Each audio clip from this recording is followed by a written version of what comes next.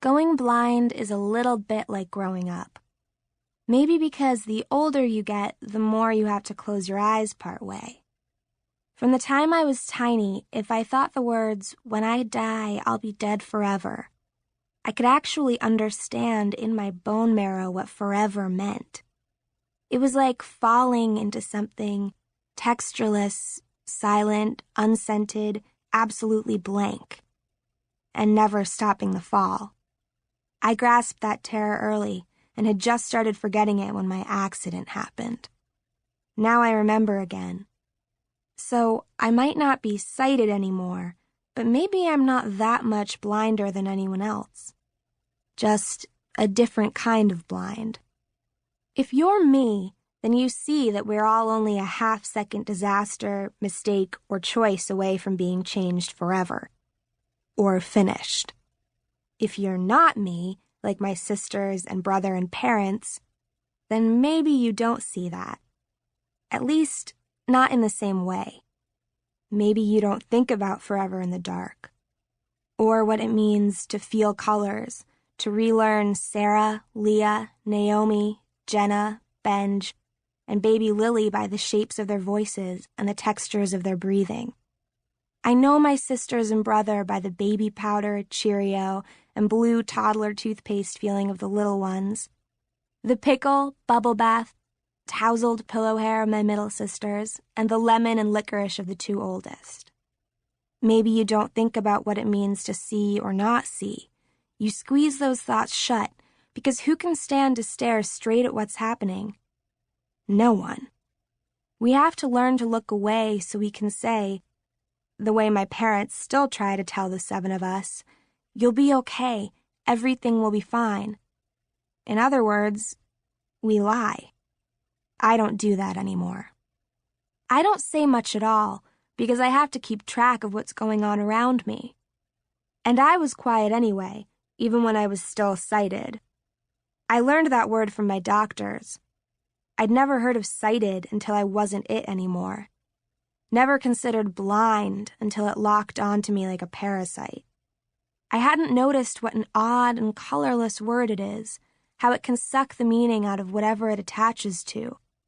Blind love? Blind rage? Blind faith? Why are those the unthinking kinds? And who's more lost or hopeless than the blind leading the blind? The most amazing love happens at first what? Right, sight. Seriously? This July was the 1-year anniversary of my accident, and I was shocked to find it hot again. Time was keeping its same pace, even though for me, the world had flipped onto a flat axis where days were dark and nights lit up my mind. Hot didn't make sense, and neither did the idea that a year had passed. I had missed half of 9th grade and spent the second half at a place called the Briarley School for the Blind. Until the accident, I never skipped 30 seconds of Lake Maine, the school I went to my entire life. And then all of a sudden, I dropped out and found myself at Briarley, where they teach history and Braille and cooking and laundry. My life was like a horror movie about someone else's life, one I couldn't watch. Briarley was for the blind, and I was the blind. The truth is, I keep getting surprised by that, even though everyone else seems to have accepted it.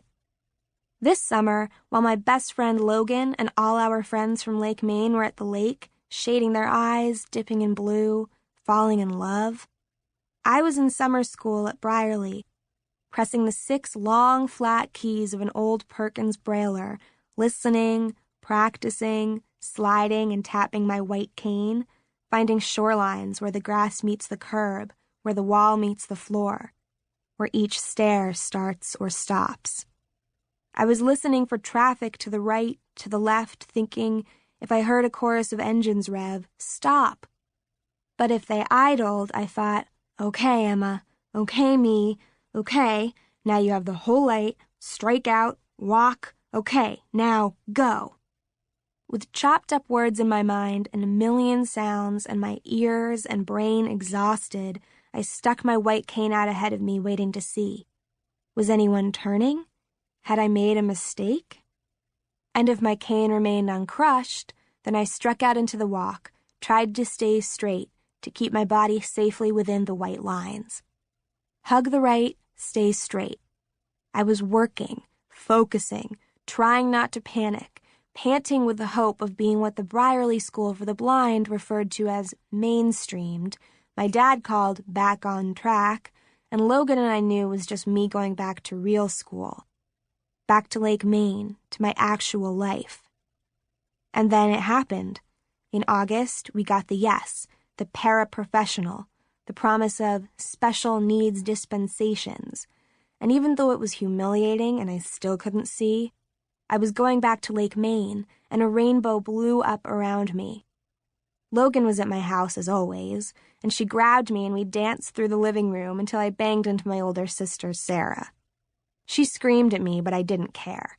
I had learned to walk, read, and survive life in my house and at Brierley, so everyone was assuming I could manage 10th grade at Lake Maine.